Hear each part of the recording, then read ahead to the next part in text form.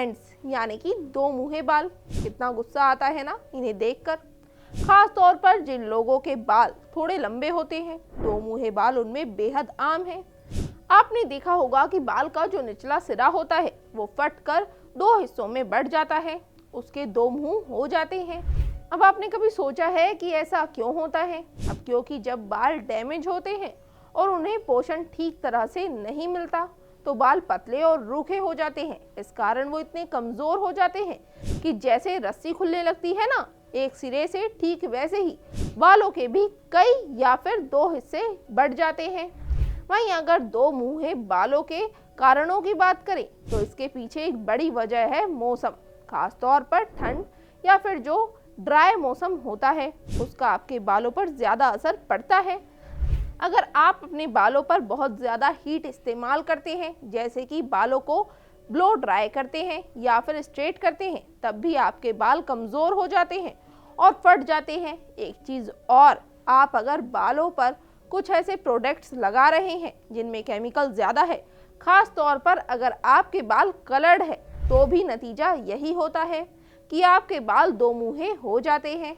चलिए अब देश भर के काबिल हकीमों में से एक हकीम सुलेमान खान जी से जानते हैं इसके घरेलू उपचार के बारे में। ये दो मुँहे बाल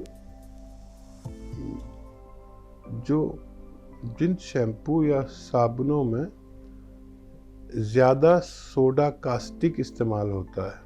ये सोडा कास्टिक एक बर्तन या कपड़े धोने का मटेरियल है। एक सोडा है जो बहुत तेज़ होता है और वो इसे सोडा कास्टिक कहते हैं। लेकिन कुछ मैन्युफैक्चरर अपने साबुन में ये भी डाल देते हैं, तो इससे बहुत नुकसान होता है। आपने देखा होगा चटें उखड़ जाती है, यहाँ पर एकदम खाल पलट जाती है, तो ये सब उसी का देन होता है। तो सोडा कास्टिक जिसमें इस्तेमाल नहीं हो वो शैम्पू और साबुन इस्तेमाल करें, तब फ़ायदा होता है। और यही सोडा कास्टिक जब हमारे बालों को लगता है तो बालों को बीच में से फाड़ देता है, बालों के कोने को, इसलिए दो मुँहे बाल हो जाते हैं। मैंने बताया ही था कि एक घरेलू शैम्पू भी बना सकते हैं आप। मुश्किल बहुत है, अब मुश्किल के चक्कर में लोग बने बनाई चीज़ें ले लेते हैं।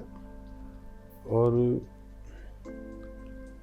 आंवला, रीठा, शिकाकाई और हरड़ बहेड़ा, ये सब 100-100 ग्राम लीजिए और इनको पिसवा दीजिए। और एक इसमें अपनी ज़रूरत की मेहंदी भी मिला दीजिए, 100 ग्राम के करीब। 100 ग्राम अगर बनाते हैं तो ये एक अच्छा नुस्खा है।